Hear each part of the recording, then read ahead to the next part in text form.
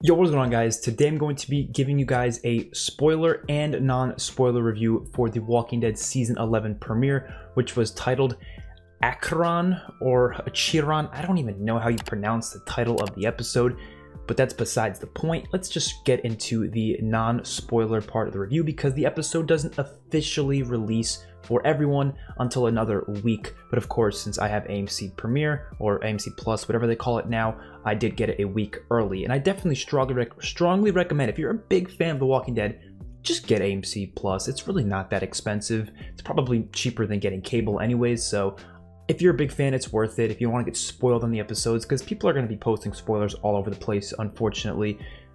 I'm warning you guys now that there's going to be spoilers later on, but again, they're going to float around. People are going to hear them. So if you really are a big fan and you don't like getting spoiled for things, you might want to just, watch it as soon as you can. But for this episode, I enjoyed it. I did not love it, though. I think it's a good premiere. It kind of reminds me of the Season 10 premiere, where I enjoyed the Season 10 premiere, but I wasn't like over the moon crazy about it. And I don't necessarily think premieres need to be really crazy and big. It's good if they are, because it definitely usually are episodes that are more popular viewer wise, so it's good to get people kind of latched onto it, which is why a lot of the time they'll make the bigger episodes the premiere ones. They've done that a lot of times in the past. You look back to Season 7 premiere, Season 6 mid-season premiere was No Way Out, of course. Season 6 premiere as well was really huge. Season 5 premiere, Season 8 premiere. You have all these premieres that have these really just crazy big things going on, but I feel like Season 9 and 10 kind of took a backseat with their premieres a little bit and didn't go too crazy with them. There's some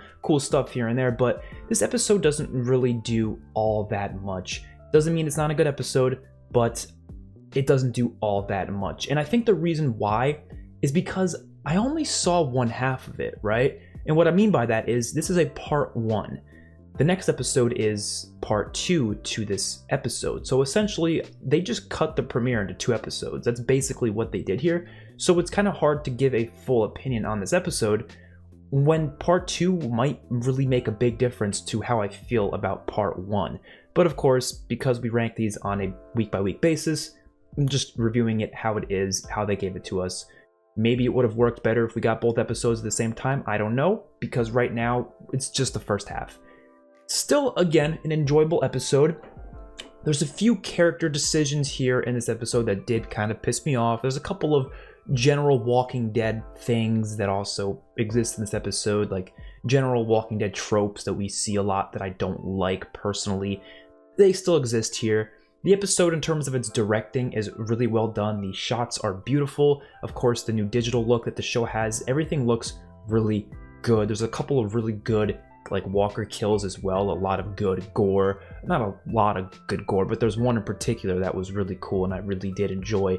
And there's a couple of good action scenes here and there. A lot of walker stuff. That's the type of stuff that I feel like premieres really should have, so I'm glad they went with it, with all that. And so just to give a rating for the episode before we hop into the spoiler section, I think I would give this episode a 7.5 out of 10. I've been really thinking about what to give it based on how I felt about the episode. A 7.5 out of 10 seems good to me. 7.5 is just that. It means it's a good episode. It doesn't mean it's great. It doesn't mean it's amazing. It doesn't even mean it's even close to getting there, but it's a good episode. It's a good premiere. I enjoyed it, but there's definitely probably at least 40 plus episodes that I think I enjoyed better throughout The Walking Dead's history. So yeah, it's kind of hard to give it a really high rating when it doesn't necessarily jump that extra mile that I kind of wish it did. But let's get into the spoiler review part of this video, because there's a lot to talk about here when it comes to the positives and the negatives. So let's just talk about the episode as a whole. We'll kind of run through it and talk about what I liked about it, what I didn't like about it. So starting off, the episode begins with them on this military run, or military base run, or whatever. They run to this military base because they assume there's going to be supplies there, and there was some MREs there, which of course is good for giving them food, but they find out later on that it's only going to be like a week's worth of food. So it was kind of it was a successful mission, but a short-term success. In terms of long-term, they need more food. I like this situation. I think this is a good situation to put the characters in, because it's a realistic situation that this world would definitely have often, and it's going to push the story forward into making them have to do different things. And the whole thing they realize they need to do is they need to reclaim the territory that Maggie's old place was at, the place that she's been at for the past couple years, And of course, the Reapers took over that territory, so she's going to have to go there, and they're basically saying, we're going to have to either fight these people, make a deal or something. I don't think making a deal is on the table, actually, but fighting is definitely on the table, and I'm really excited to see how all that plays out, and I like how there's a good reason for them going back there, because them just going back there for no reason, obviously, would be kind of dumb. So I like that. This whole military run, I think, was a really cool sequence, a really great opening to the episode. It's some good Walker action that we definitely needed, and they actually use guns. Carol uses like an M4 or something. I'm not too sure exactly what gun it was. It looked like an M4, and Maggie picks up a handgun off the ground. It's nice to see some guns being used because, of course, guns have not been used that much in The Walking Dead in quite a while. It's been very rare to see guns because, yeah, it makes sense. The world's been on for so long, or it's been in the apocalypse for so long. Probably not much ammo left. A lot of guns just, you know, they don't work anymore, and it's hard to, you know, keep them well maintained. So it makes sense, and I like to see them using crossbows and bows and arrows and stuff. Also, those are also quieter weapons as well, so it makes sense why they stopped using guns as much. But it is nice to see guns here and there, and we get some pretty cool kills with the guns. There's one kill where I think like one of the walkers' head just like explodes, I think, when Maggie shot it. That was really cool. And I really want more kills like that in The Walking Dead. And I like how they had all the women on this mission, and it was in an organic way. It's not like, oh, let's just for some reason have only the women go on the mission and just leave behind everyone else. But they did it in an organic way where it made perfect sense. It's like, well, yeah, because they're the lighter, most of them, at least the one that they put down were lighter. They had, I believe, Lydia, Carol, Maggie, Magna, and I think Rosita, which obviously, just by looking at them, are probably the lightest characters from the cast, and they had to like drag them up because they went in through the roof. So it made sense why they would all go, because otherwise, you know, how are you going to carry someone like, I'm not sure how much Daryl weighs. He's not like fat or anything, but you know what I mean. It'd be harder to carry up Daryl. So they're like, okay, we'll send down people who weigh less, and obviously they're really capable fighters, so it's not like that's an issue. I just think it was a cool way to kind of give the women some spotlight in this episode, and they have some really cool scenes there. Lydia especially. I mean, how much do we see of Lydia killing walkers, right? We don't really see that often, so seeing that was really, really cool. And of course, Rosita was there, and again, some really cool scenes with these characters, some good Walker action. Good way to start the episode, and I definitely enjoyed it. And then they head back to Alexandria, and Alexandria is destroyed. It is just in shambles, essentially, and they're talking about leaving, not mainly because Alexandria is bad in terms of, you know, the place. They can definitely rebuild it, but the reason why they want to leave is because there's no food, and they have no ability of really making food anymore there because there's no animals. Animals, they said, like, they left. They can't even hunt anymore because when the herd came by the Whispers, animals were gone. So it's like, oh shit, you know? So they have to make a plan, and then obviously the plan is to just go into the territory to, which I believe is somewhere past DC they were talking about, because they needed Negan to kind of show them around the city, because apparently Negan knows the city very well. Good way to bring Negan into this little thing. And they go into this subway because it starts raining out and it's like storming. It's really bad out, so they have to go into the subway. Another good excuse to get in the subway. So far, everything about this episode, I do like. There is one more thing, actually, I forgot to mention for the scene in the, I forgot to mention this, in the military base. I was kind of, not frustrated. It's something that the show does all the time, but I was just sitting there like, really, like, why? Like, so Daryl, we know, is a really good fighter. We know he's a really good. He's good with a crossbow. He's really accurate with it. No shit. But they make him too good, and this is not even just him. They do this with a lot of characters on the show, and I think the reason they do this is because they don't want people to get angry with the characters. They don't want people to be like, yo, what the hell are you doing? How did you miss that? How did you miss that shot? They don't want people to be angry at the characters, so they try to make the characters these perfect people. And I think it's boring when characters are just too powerful, you know, especially in a realistic show. It's realistic besides the zombies. Yes, that is true.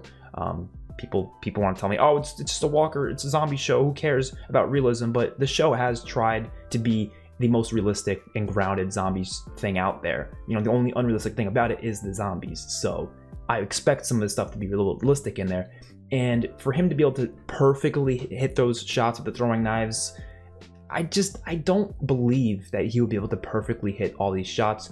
And I think it would make the tension a lot better if he wasn't perfect. And if he does miss sometimes, make him like actually be like, holy shit, like I need to hit this shot or else Carol could get bitten by this walker. Make it intense. I know they've been, in the apocalypse for a while, but that doesn't mean they're going to be perfect at everything. And none of the characters should be perfect at it. I have no reason to fear for these characters when they're like superheroes, essentially. I think some of the seasons that people hated a lot, like 7 and 8, actually did better jobs with this by making the characters actually feel human and having a lot of instances where they were almost dying because of mistakes that they made. And people use that as a way to hate and criticize the show. They were like, oh, this is unrealistic. How could they miss that shot?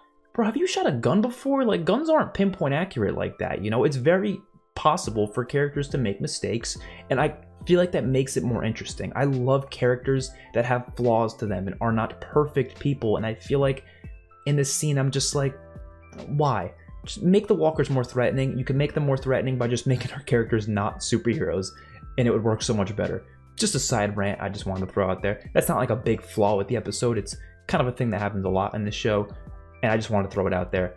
Make it a little more threatening by making Daryl actually not be perfect at everything he does. Not just Daryl, this goes for anyone, really. And obviously there's certain characters that are just better at things than others, no shit, but he should not be absolutely pinpoint accurate with every single shot. No one's 100% perfect with that. No one, unless you're like Deadshot from DC Comics, but he's not Deadshot, so come on, just chill with that. It would have been a lot more interesting if he missed, and maybe he had to throw a third one or something. I don't know, he only had 2 knives, but maybe something happened where he had to just make it so it's not perfect and there's more fear to these situations. That's all I'm saying.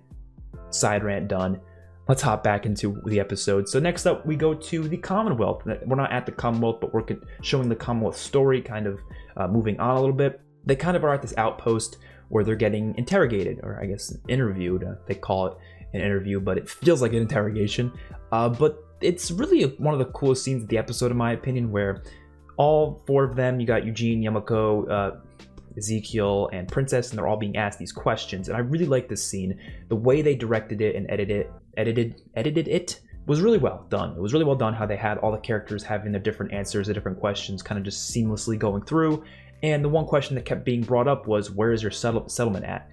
They really do feel like these people are from a settlement, probably for good reason, and they're like trying not to say anything about it. They all have their stories set straight, and I really, really like this scene.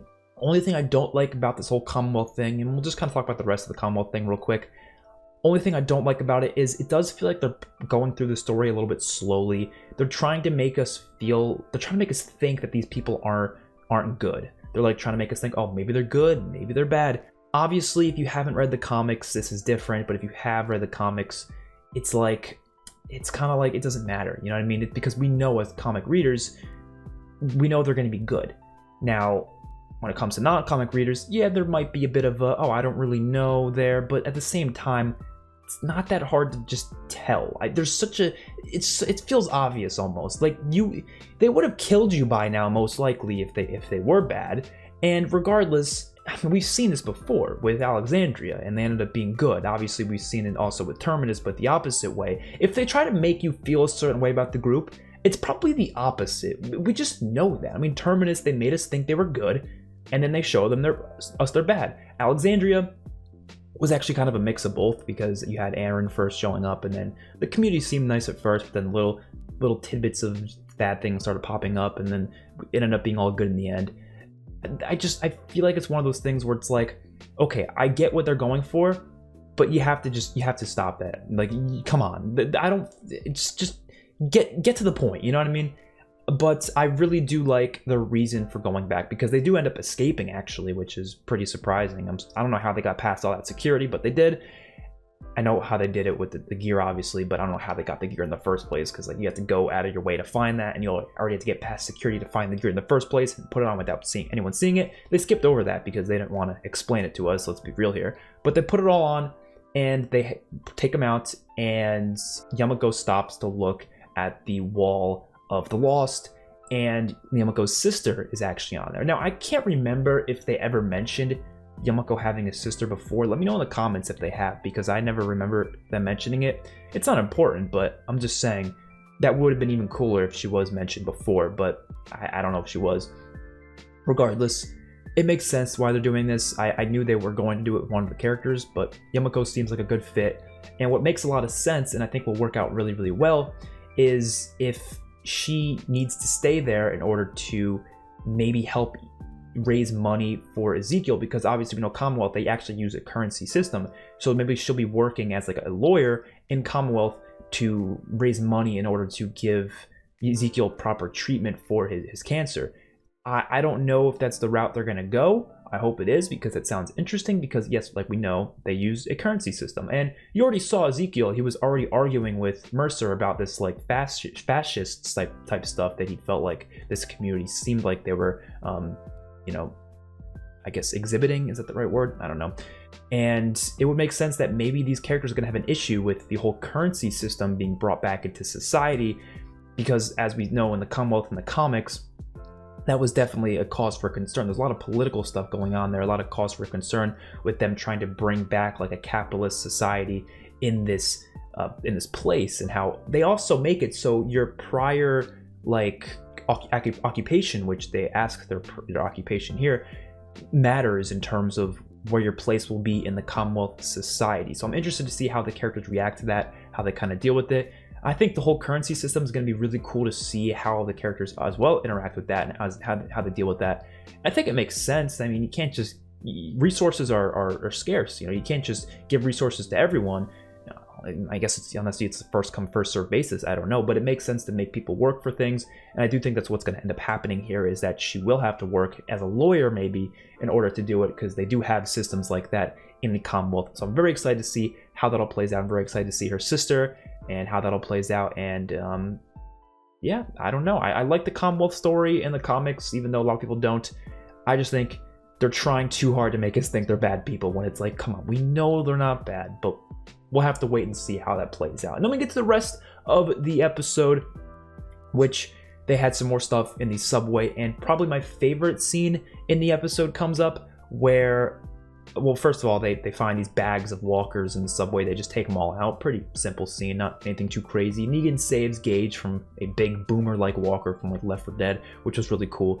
And then Negan starts going off on Maggie, essentially, and I really like the scene. I really like the conflict between Negan and Maggie, so I'm very excited to see how that all plays out. And Negan just kind of goes off on her, and he says something really stupid in the end. I understand, you know, the situation, why he said it, but it kind of came out. I don't think he even meant to say it, but he was saying that I don't want to be put down like a dog, like Glenn was, and Daryl just had fucking punched him at that point, because obviously that's just not something you should be saying. And then Maggie points a gun at him and then has this really good speech, basically saying that I'm not the same person I was 6 years ago. I will kill you. I will do it. Which I don't really know what she means by that, because 6 years ago you were willing to kill her. Oh, well, oh no, okay. And she decided not to kill him at a certain point. But I think we all kind of agreed that she decided not to kill Negan because he was in a cell. Not because of forgiveness, or not even forgiveness, but like coming to terms with it, I guess. That's not why she kept Negan alive, at least to what we saw. She kept Negan alive because he was worse than dead, at least in the cell. But now that he's out of the cell, that's why there's a lot of conflict here. So her saying, I'm not the same person I was 6 years ago, it's like, well, you kind of were still wanting to kill him 6 years ago. So I don't know what you mean by that. But still, I kind of understand what she means in a way. She's more ruthless now, is basically what she's saying. But, you know, she doesn't kill him, obviously. And then we get to this scene, and there's a bunch of walkers coming, essentially. So Gage and this one other guy just kind of fall back and leave, I guess, because Negan convinced them that it's not safe down there, and so they kind of booked it. Don't really know what's going to end up happening with that, but then a bunch of walkers come down the subway, and it forces them to hop on top of this subway train and get across it. And this is the part that pissed me off, and I'm going to go as far as to say that it brought this episode from being an 8 out of 10 to a 7.5 out of 10. It would have been 8 out of 10. I'm not even lying. It dropped 0.5 points just because of this scene. Maggie climbs up, or tries to, and she can't. She's like slipping. And Negan looks over, sees her, and he just backs up and lets her fall. And that's the end of the episode. My issue is not that it's a cliffhanger. That's not my issue. My issue is that either A, they're doing a really obnoxious fake out here, or B, they're making Negan's redemption arc kind of fucked up a little bit right now. Because, in my opinion, right, okay, obviously Maggie's not going to die here. We all know Maggie's not going to die here. No shit. That's not the point, though. The fake out would be Negan allowing Maggie to die.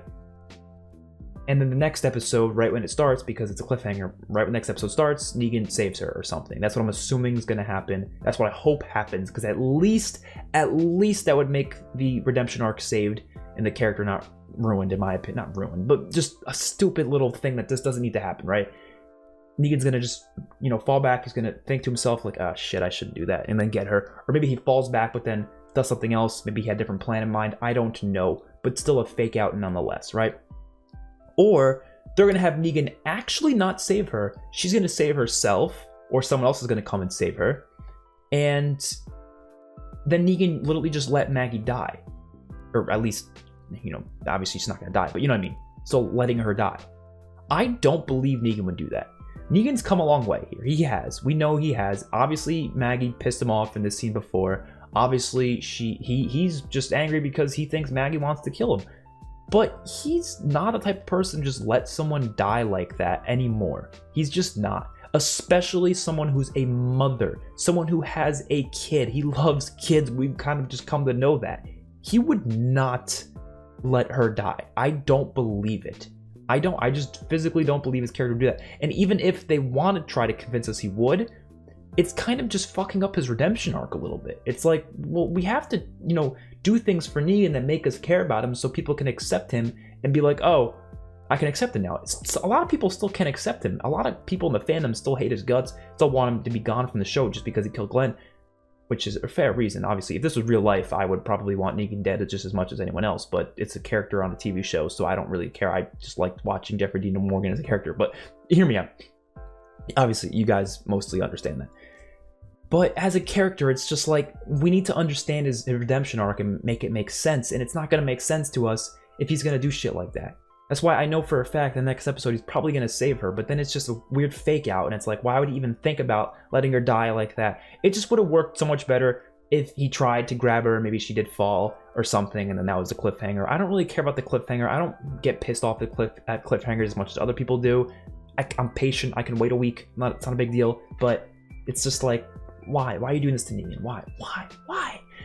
Other than that, the episode, like I said, had some great action, some great directing, some great shots. It just didn't really feel like a big budget premiere like they were advertising it as. Definitely they just got to stop with the over the top, like, oh, this big budget, huge premiere. I was expecting something a lot crazier because of all that. But then some early reviews came out from some people, and they were kind of like, oh, it's not as big budget as they were saying. Again, episode 2, which kind of will be still part of the premiere, might be a lot bigger, might be a lot crazier. I don't know. Hopefully it is. But bigger doesn't always mean better, so it's not that big of a deal. I do think the episode itself still did what it needed to do. I enjoyed it. Just what the fuck are you doing with Negan? That's all I gotta say. Hopefully you guys enjoyed. Let me know your thoughts in the comment section below, and I will see you guys in the next one. Peace out.